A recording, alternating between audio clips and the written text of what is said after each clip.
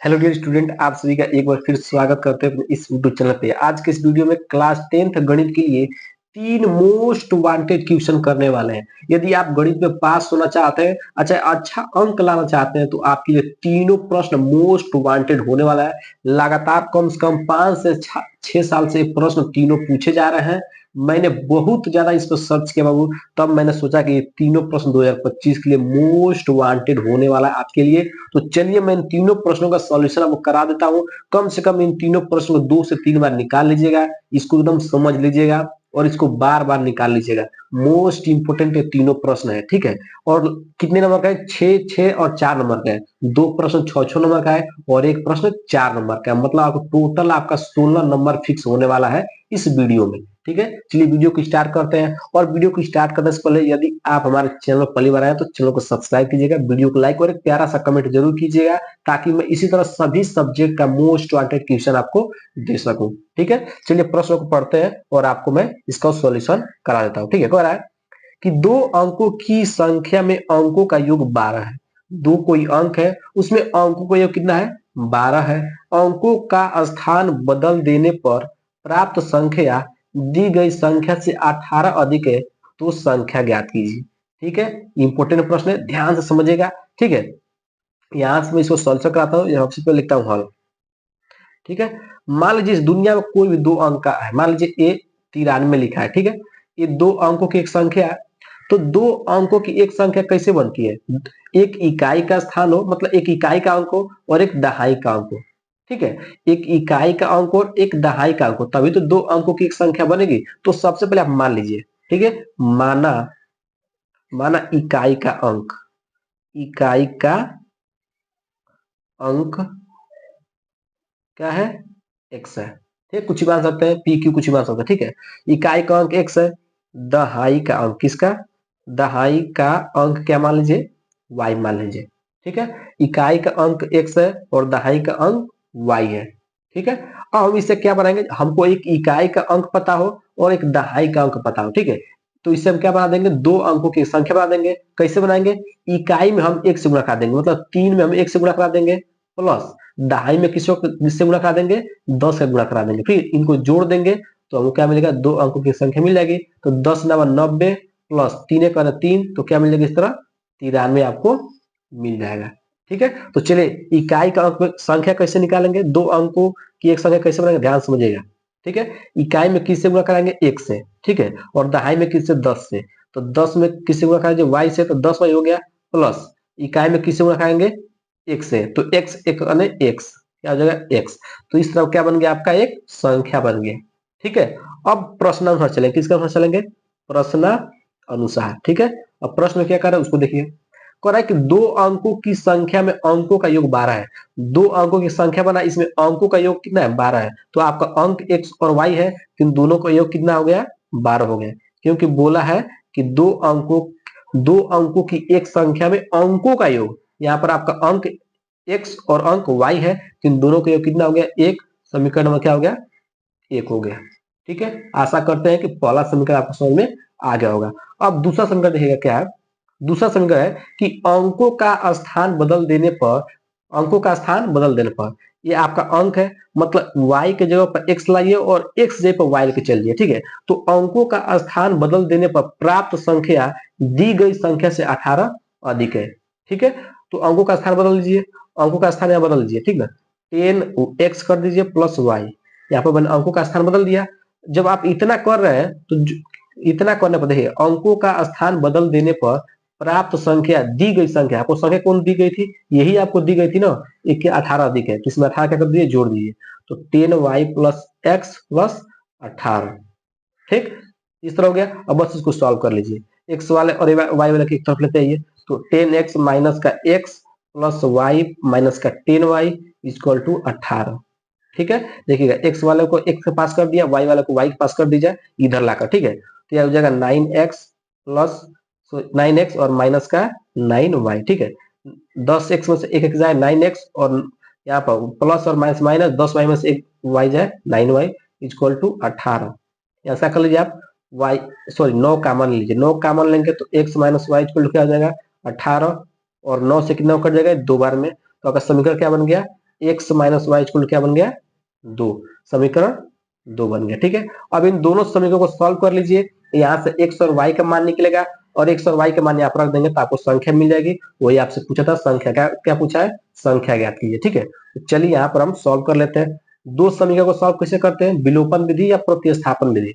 दोनों में कौन आसान होता है, आपका दोनों में आसान होता है विलोपन विधि। ठीक है, तो समीकरण 1 और 2 क्या कर दिए, आप जोड़ दीजिए। क्या कर दीजिए, जोड़ दीजिए। विलोपन विधि से, विलोपन विधि क्या होता है, एक पद को गायब करना होता है।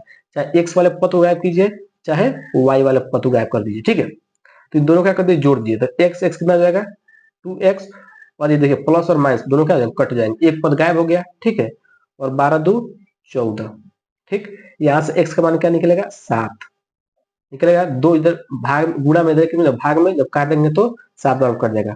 अब x का मान किस में रख दीजिए, x का मान कहीं पर रख दीजिए, यहाँ पर रख दीजिए, चाहे समीकरण 2 में रख दीजिए। यहाँ से y का मान निकल जाएगा। ठीक है, तो x का मान कहाँ रख दीजिए, समीकरण 1 में रख दीजिए इस तरह।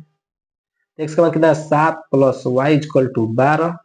ठीक, तो y का मान कितना आ गया 12 माइनस 7, प्लस का वजह कितना माइनस का, तो y इक्वल कितना आ गया आपका 3। ठीक है, कितना आ गया 12 में से सॉरी 5, कितना हो जाएगा 5। ठीक है, y का मान कितना आ गया 5। अब आपको x का मान पता चल गया और y का मान पता चल गया, तो आपको संख्या कैसे, संख्या निकाल नहीं लेंगे इससे, x का मान और y का मान को क्या रख दीजिए। यहाँ पर y का मान क्या रख दीजिए, y का मान 5 प्लस x का मान क्या रख दीजिए 7, क्या रख दीजिए 7। ठीक, तो कितना मिल जाएगा 10 25 50, 50 प्लस 7 कितना हो जाएगा 57। इस तरह के आपको मिल गई संख्या मिल गई। अब क्या हो गया, उत्तर हो गया। आशा करते कि प्रश्न एकदम अच्छे से क्लियर हो गया होगा, कोई भी दिक्कत नहीं हुआ होगा। ठीक है, इस वीडियो को एक बार और देखिएगा और इस प्रश्न को 2 से 3 बार जरूर निकाल लीजिएगा। नहीं समझ में आया तो रट लीजिएगा, 100% के सवाल 2025 में छपेगा। ठीक है, चलिए सब अगले, अब आप लोग दूसरा प्रश्न को ध्यान से देखिएगा। मोस्ट इंपोर्टेंट ये भी प्रश्न है, 2024 2023 2020 और 2019 का सवाल है।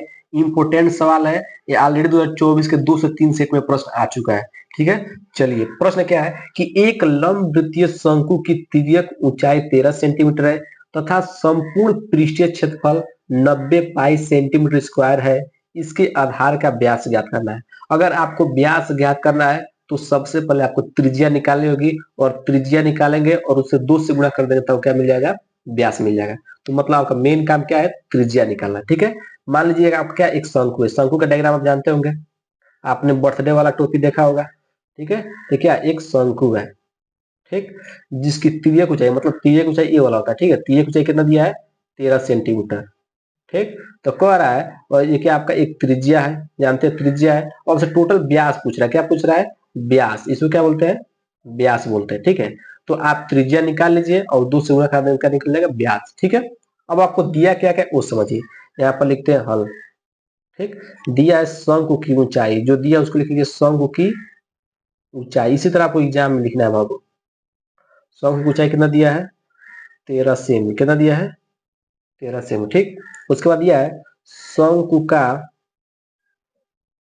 शंकु का संपूर्ण पृष्ठीय क्षेत्रफल, क्या दिया है संपूर्ण पृष्ठीय क्षेत्रफल कितना दिया है बाबू, आपको 90 पाई दिया है। ठीक, इतना दिया है। अब आप बताइए शंकु का संपूर्ण पृष्ठीय क्षेत्रफल का सूत्र क्या होता है, शंकु का संपूर्ण पृष्ठीय क्षेत्रफल का सूत्र क्या होता है, उसको आपको कमेंट बॉक्स में बताना है। ठीक है, चलिए मैं बता देता हूँ कि शंकु का कुल पृष्ठफल का सूत्र क्या होता है। क्या होता है, पाई आर यल, क्या होता है शंकु का पृष्ठ क्षेत्रफल। ठीक है, संपूर्ण पृष्ठ में होता है चारों तरफ, पृष्ठ में क्या होता है चारों तरफ। ठीक है ना, चारों तरफ। ठीक है, तो पाई आर यल, ठीक है 90 पाई। ठीक है, देखिएगा शंकु का संपूर्ण पृष्ठ सूत्र क्या हो गया पाई आर यल, और किसका कितना मान दिया है 90 पाई। ठीक है, अब देखिए पाई, देखिए पाई से पाई कट गया, यल का मान आपको कितना दिया है, यल का मान कितना दिया आपको 13 दिया, कितना दिया है 13 बराबर 90। ठीक है, तो आजकल कितना जाएगा 90/13। ठीक, अभी आप किसका मान निकल गया, आपका त्रिज्या का मान निकल गया। ठीक है, अब त्रिज्या का मान निकल गया तो अब क्या करेंगे, आपको व्यास ज्ञात करना है ना, तो व्यास ज्ञात करना है तो क्या होता है 2 गुणे त्रिज्या, सूत्र क्या होता है 2 गुणे त्रिज्या होता है। ठीक, तो 2 इंटू 2, त्रिज्या का मान क्या दिया है 90/13। ठीक, कितना आ जाएगा 180/13। अब इसको जब आप भाग देंगे तो भाग करके देख लीजिए यहाँ पर 13 भागे 180, 13 करने 13, यहाँ से आएगा 5, 13 13 13 तिया 39, ठीक है, 13 तिया 39, यहाँ से आएगा कितना 11, ठीक है। ठीक, अब यहाँ पर दशमलव लगा लेंगे, यहाँ पर जीरो बढ़ा लेंगे, 13 छक्का 13 सत्ते 91, 13 सत्ते 91, ठीक। तो 10 में से 9 जाए, 10 में से 1 जाए 9, यहाँ बच गया कितना, बच गया यहाँ पर 13 सत्ते 91। अब 13 अट्ठे 13 अट्ठे कितना होता है बताइए, 13 अट्ठे कितना होता है आपका 104, ठीक है। तो आप 8 में चलेगा 104, कितने बार में 104। तो 10 में से 4 जाए 5, आपका बच गया कितना, बच गया 5। और यहाँ क्या बच गया, यहाँ बच गया आपका 10, 10 में से 10 कैंसिल हो गया, ठीक। 10 में 14 सॉरी 6, कितना बचेगा 6। तीसरी तरफ कितना आ गया 13.8, चाहे तो आप इतना ही छोड़ सकते हैं, चाहे आगे क्या कर सकते हैं बढ़ा सकते हैं, 13.6, ठीक है, 13.8, 13.8, ये क्या हो गया आपका व्यास हो गया, ठीक है। आशा करते हैं कि प्रश्न एकदम अच्छे से समझ में आ गया होगा। तो इस वीडियो में हम लोग केवल 2 ही प्रश्न रहते हैं, एक जो आपका प्रश्न बचा है मैं इसको अगली वीडियो में करा दूंगा, ठीक है।